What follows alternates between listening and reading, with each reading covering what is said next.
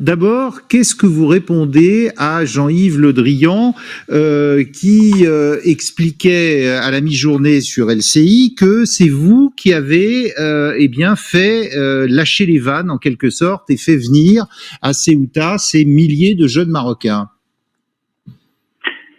Bonsoir. Je pense qu'il y a dans cette affaire beaucoup d'amalgames et beaucoup de discours fallacieux. De quoi s'agit-il?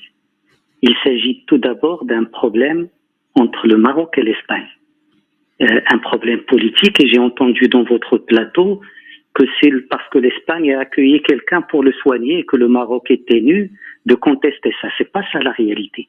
La réalité, c'est que l'Espagne a introduit cette personne sur son territoire avec des documents falsifiés et une identité usurpée sans même informer le Maroc. La réalité, c'est que cette personne est poursuivie en Espagne.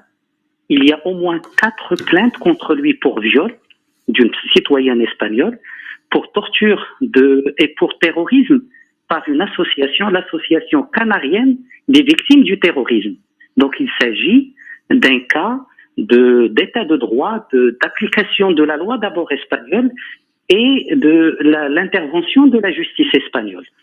Le Maroc a été clair dès le départ.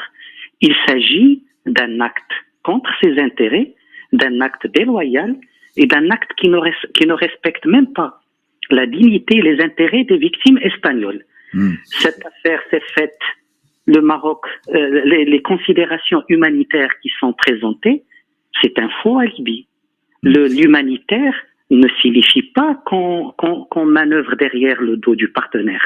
Bon. L'humanitaire pour un pays voisin ne signifie pas qu'on change de passeport et qu'on introduit une personne sur l'espace européen. Pour autant, l'humanitaire, ce n'est pas d'oublier les droits des victimes espagnoles et de désactiver la justice espagnole. C'est ça le fond du problème.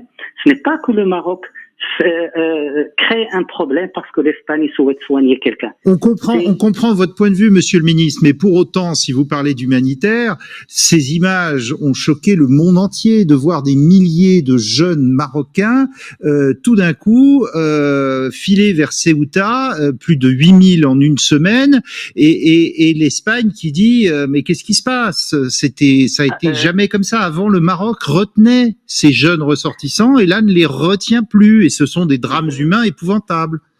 Je vous entends et j'aimerais, loin de toute émotion, loin de toute démagogie, rappeler quelques faits. Le Maroc n'est pas censé protéger, n'a pas l'obligation de protéger les frontières de pays autres que le sien.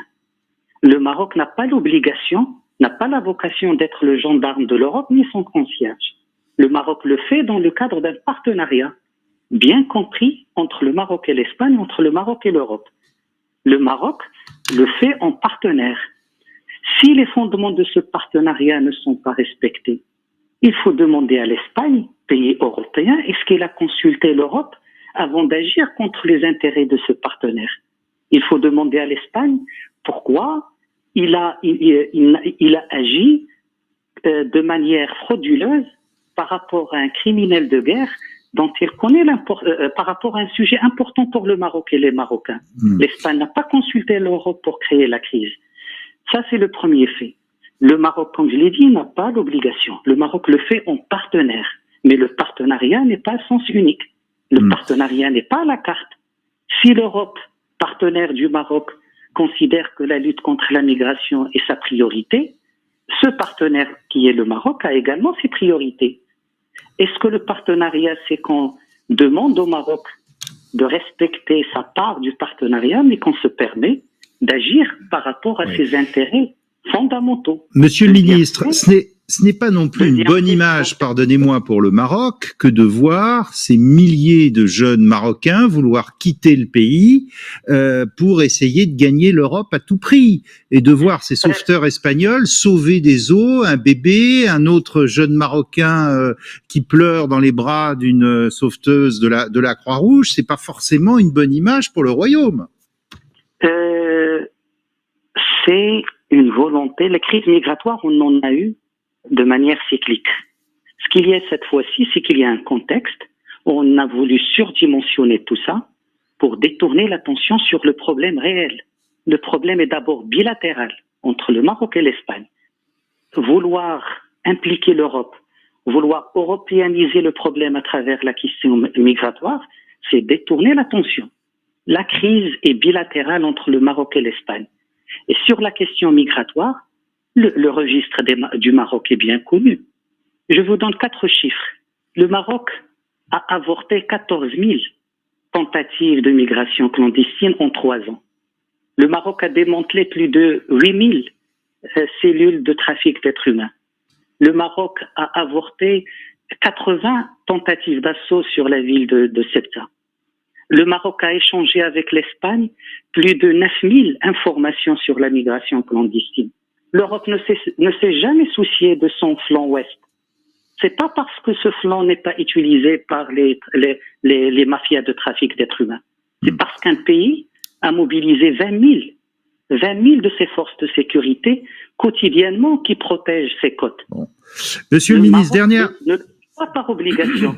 On oublie les trains qui arrivent à l'heure pendant des années. Bon. Le Maroc a rempli son obligation en partenaire, pas en contrepartie financière comme je l'entends.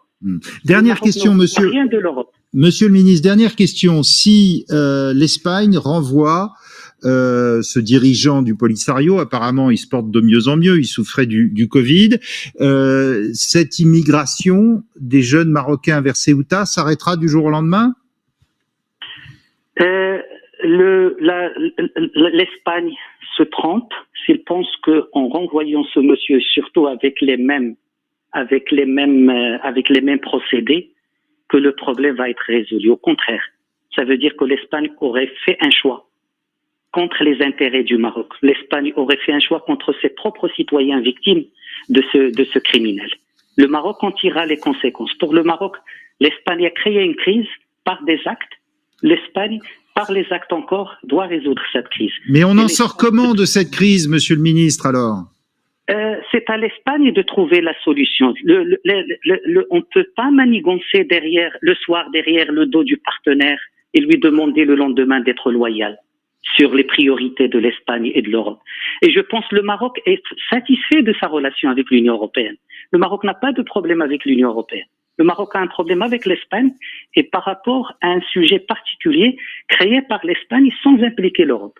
Et je pense c'est à l'Espagne de régler ce problème, c'est à l'Espagne de mener une enquête d'abord sur comment ce monsieur est entré, pourquoi on a changé son passeport, pourquoi on a changé son identité et pourquoi on a désactivé la justice par rapport à des crimes abjects qu'il a commis contre des citoyens espagnols. Merci beaucoup. Merci, monsieur le ministre Nasser Bourita, ministre marocain des Affaires étrangères, d'être intervenu ce soir en direct sur